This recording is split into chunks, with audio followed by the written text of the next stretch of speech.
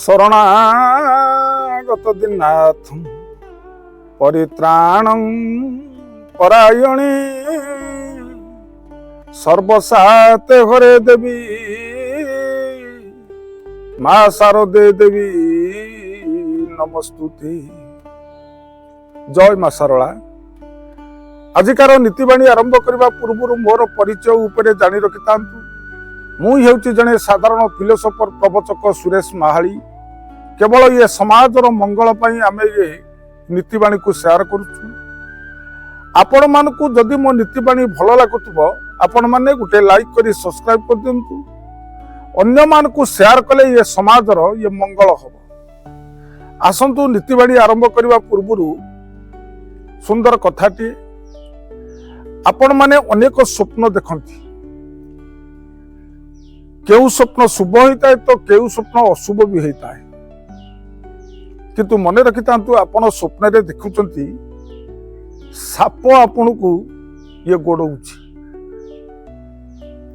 ଆପଣମାନେ ସ୍ୱପ୍ନରେ ଦେଖୁଛନ୍ତି ଗୋଟିଏ ସାପ ମୋତେ ଇଏ ଗୋଡ଼ଉଛି। ଏହା ହେଉଛି ଅଶୁଭ ସ୍ୱପ୍ନ। ଏ ସ୍ୱପ୍ନ ଦେଖିଲେ ଜାଣିବେ ଯେ ମୋର ଆଗକୁ କୌଣସି ଏ ବିପଦ ଆସୁଛି। ଦ୍ୱିତୀୟ ସ୍ୱପ୍ନ ହେଉଛି, ଯଦି ଆପଣ ସ୍ୱପ୍ନରେ ଦେଖୁଛନ୍ତି ସାପ ମୋତେ ଇଏ କାମୁଡ଼ି ଦେଲା ବା ଆଘାତ କଲା, ଜାଣିବେ ଯେ ଆପଣଙ୍କୁ ଗୋଟିଏ ବଡ଼ ରୋଗ ମଧ୍ୟ ଇଏ ଗ୍ରାସ କରିବାକୁ ଯାଉଛି। କିଡନୀ ହଉ, ହାର୍ଟ ହଉ, ଫୁସଫୁସ ହଉ, ଯେକୌଣସି ଗୋଟିଏ ବଡ଼ ରୋଗ ଆପଣଙ୍କୁ ବଡ଼ ରୋଗ ଧାରଣ କରିବାକୁ ଯାଉଛି। ତୃତୀୟ କଥା ହେଲା, ଯଦି ଆପଣ ନାଗ ନାଗୁଣୀ ସାପଙ୍କର ସ୍ୱପ୍ନ ଦେଖନ୍ତି ଜାଣିବେ ଇଏ ଶୁଭଦାୟକ। ଯଦି ନାଗ ନାଗୁଣୀ ଆପଣଙ୍କ ପାଖରେ ଠିଆ ହେଇଛନ୍ତି ଜାଣିବେ ଏ ହେଉଛି ଶୁଭଦାୟକ ସ୍ୱପ୍ନ। ଚତୁର୍ଥ ହେଲା, ଯଦି ଧଳା ସାପ ଆପଣମାନେ ସ୍ୱପ୍ନରେ ଦେଖନ୍ତି ଏହା ହେଉଛି ଶୁଭଦାୟକ। ଯଦି ଧଳା ସାପ ଯଦି ଆପଣମାନେ ଦେଖିବେ ଜାଣିବେ ଏ ହେଉଛି ଶୁଭଦାୟକ।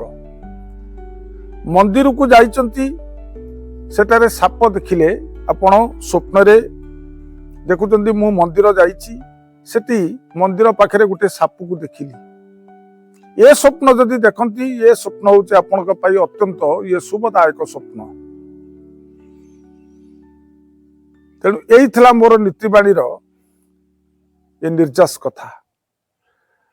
ଆଜିକାର ଅନୁଚିନ୍ତା, ଘରେ ଯଦି ଗୁଣ୍ଡୁଚି ମୂଷା ଇଏ ପଶିଯାଏ ଜାଣିବେ ଏ ହେଉଛି ଶୁଭଦାୟକ। ଆପଣଙ୍କ ଘରେ ଯଦି ଗୁଣ୍ଡୁଚି ମୂଷା ଇଏ ପଶିଗଲା ଜାଣିବେ ଆପଣଙ୍କ ପାଇଁ ଭାରି ଶୁଭଦାୟକ। ଏତିକି କହି ମୋର ନୀତିବାଣୀ ଅନୁଚିନ୍ତାକୁ ପରିସମାପ୍ତ କରୁଛି। ଇଏ ପ୍ରଣାମ। ଜୟ ଜଗନ୍ନାଥ।